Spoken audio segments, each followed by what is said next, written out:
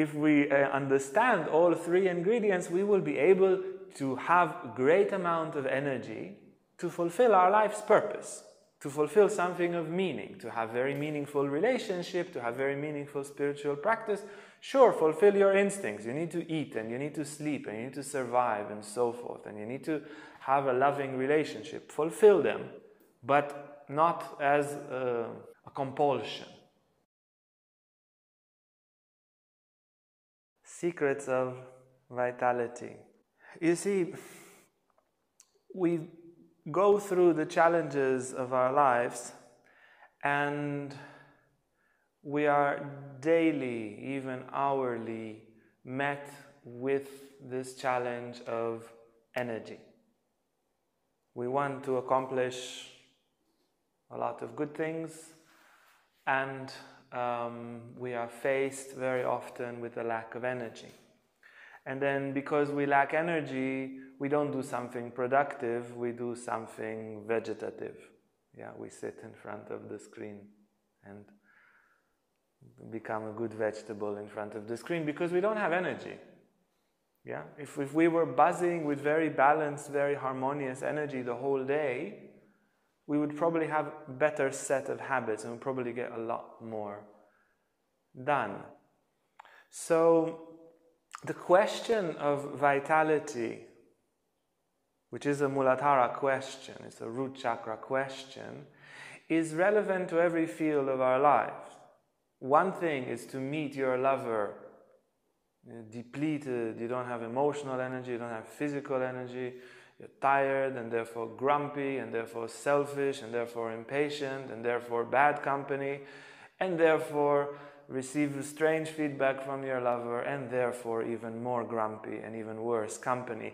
So there is vitality in the relationship, there is in the workplace. We want to fulfill our life purpose, but maybe we don't have the energy for it, or we have the energy, but it will take us 3 lives on this speed to attain that purpose. And it affects our spiritual path, it affects our spiritual practice, it affects our habits. Like we said, we do the things that we are coherent about, that we fully decide about when we have a lot of energy. And we do all our bad habits, porn or binging or just uselessly watching on the screen, be it computer, be it Netflix, be it TV, be it I don't know what. Maybe there's a few more screens invented since I checked out all of that. But we do our lower habits normally because we are depleted to start with. The question of the root chakra is the question of all the chakras, is the question of all our lives. And if we can regulate harmoniously the vitality, and we'll give you some tips now, and we will return to it, because to understand vitality, we need to understand very well also the navel chakra and the heart chakra, and we will get to it when we get there. But if you understand the notions which are given today, and you put them in application, to the degree that you put them in application, you will have better energy throughout the day for all your daily activities. Vitality. Vitality is basically both the potential of energy and the manifestation of energy as it is expressed in living beings. Yeah, vitality is the energy of life, the prana of life. There is energy in the lamp. It's not for the sake of this definition of vital energy, but the energy of the breath, the energy of life, that is vitality.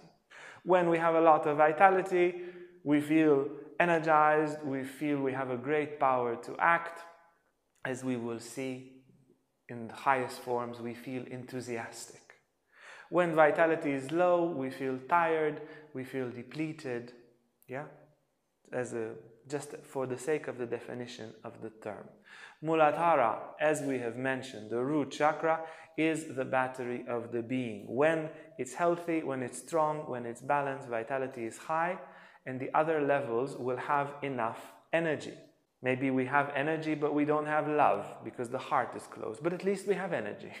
Then we can do asanas on the heart and also love, because we already have the primary thing of energy. Yeah? Maybe we don't have focus because the third eye is not active, but we have a lot of energy. Did you ever meet someone that has a lot of energy and low focus? I met one or two. Yeah?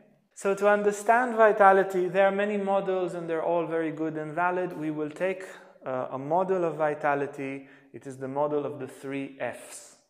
None of them is that F. This is all good Fs. Yeah? None, not that F. Fuel, fire, and freedom. Fuel. Fuel is the raw energy that turns into power. Fat has 8 calories per gram. Carbs, 4 calories. Protein, I don't remember. But this is the raw energy. When you break the molecules of fat, the release of the carbon links over there, as far as I remember my chemistry class, will release 8 calories of energy. You have 1 liter of fuel, you put it into your Honda, it will take you X amount of kilometers. It will release by its burning this amount of energy. And we will see one by one all these 3. So this is the fuel, the raw energy. The fire is what takes the energy out of the fuel. Yeah, because if you just carry 50 liters of fuel in your car and don't burn them in the gas tanks, you have a heavier car that you have to go like the Flintstones. You know the Flintstones? You go like this with the car because you don't burn your fuel. And there's a lot of people that living a Flintstone life because they don't have fire. They eat and they carry the food inside without digesting it. Yeah, for example. So this is the fire. The third F is freedom. And this is the degree of conscious control that we have over the vital energy. Yeah? It's very often you get a call from a friend, can you help me with this and this and this and this and that? You're like, man, I love you, brother, but I'm tired. And then 2 seconds later, you get a call from a potential lover. Can you come and help me? Oh, I'm already on my motorbike. Yeah, suddenly you have energy. But before you were tired. But now it's energy that's going towards an instinctual, yeah, or another friend invites you, not come and help me, come and have cake. Cake, boom, I'm here. Yeah? Because it has an instinctual, so the energy is stuck in the instinct, or it's stuck in a selfish place. If you ever tried working with volunteers, I've been working with volunteers for 20 years. Much more difficult than working with people that get money. Because money is a selfish thing. You tell them, do that job, they do that job, they get their money. That's it. They want the money, they work. Volunteers is like, yeah, if I'm in a selfless day, I work. But today I'm grumpy. So yeah, I pretend to be working. Because the energy is stuck in the selfish part, in the ambitious part. So the degree of freedom oscillates. Basically, if we master these 3 energies, it's not just that we will have energy, but that we will have energy for whatever we want. Not just energy for porn. Yeah? Eat the most healthy food so that you can sit in front of the screen and explore. I think it is infinite world of porn. You can sit there for centuries of lifetimes to explore it. So you eat the most healthy food, breathe fresh mountain air, and use it only for instinctual purposes. Yeah, for porn and cake. But if we understand all 3 ingredients, we will be able to have a great amount of energy to fulfill our life's purpose, to fulfill something of meaning, to have very meaningful relationship, to have very meaningful spiritual practice. Sure, fulfill your instincts. You need to eat and you need to sleep and you need to survive and so forth. And you need to have a loving relationship. Fulfill them, but not as a compulsion, as an ingredient of life, not as a prison. So first we will look at fuel. So fuel is the raw power, as we mentioned. And we can have physical fuel. This is a partial list, yeah, not now to make something too extreme out of it, just to give a bit of a clue. There's more things than are mentioned here on the list, but to give a clue. So we have food and drink, very, very basic fuel, and you can try fasting and see it does make a difference. You try a week or 3 weeks, no, try a day if you haven't tried, and then if you want to go longer, you can speak to us. But after doing such fast of 2 weeks or even of 6 weeks, you definitely feel the difference when you don't eat. Air, which there are different types of research. There isn't a clear, let's say, equation here, but some research says that about 70% of the energy we get from air and about 30% we get from food. There's other ways because they break in different forms, the oxygen and the calories from the food. Creative potential, what Tantra tells us is that the drops of sexual fluid in the testicles, in the ovaries, in the womb, they contain a tremendous power. And as we get to the second chakra soon, then we will speak about how to alchemize this great potential into energy. And another physical source is the body itself. Yeah, that's what happens. For example, when you fast, you stop eating the world and you start eating yourself. Yeah, last fast, 15 kilos for me, 13 kilos for Blandine. The body just ate itself. It eats the fat and the muscle, and then it burns that and has energy to go on. Energetic fuel. All the chakras, but Muladhara specifically.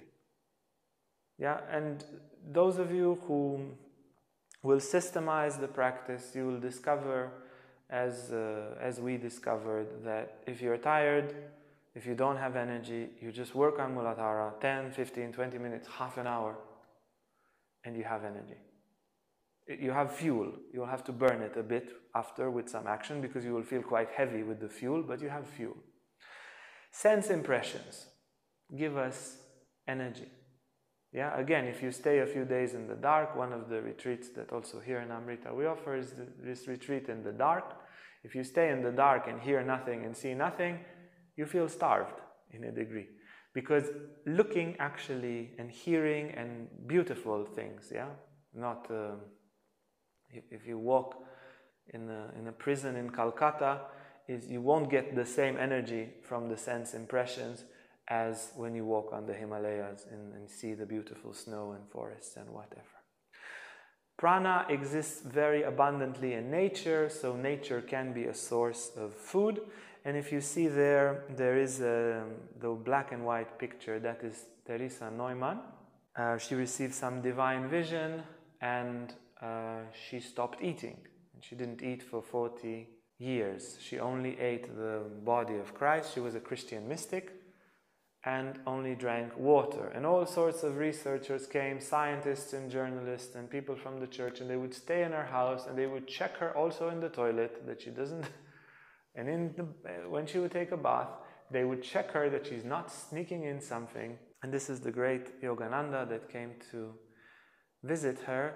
And as they speak, she says, I'm nourished from the beauty of the flowers, from the scent of the trees, from the sunlight. I am nourished. My body is fed. And she lived like that. And under her is a great Indian yogi, also from the age of when he was a child, 8 or 9 or 10, very small. He was a yogi from childhood, and he already attained a certain paranormal power. A goddess appeared to him, cracked the palate of his mouth, and he hasn't eaten since. She comes every day and gives him amrita, certain divine nectar through that. And he was checked in a laboratory. He was filmed 24 hours doing everything. He doesn't eat, he doesn't drink, he doesn't go to the toilet, he doesn't pee, he doesn't poo. They checked him and they weighed him. He lost half a kilo in that week. He said, because I'm used to being nourished by nature, and you guys, you drive me crazy with all these devices.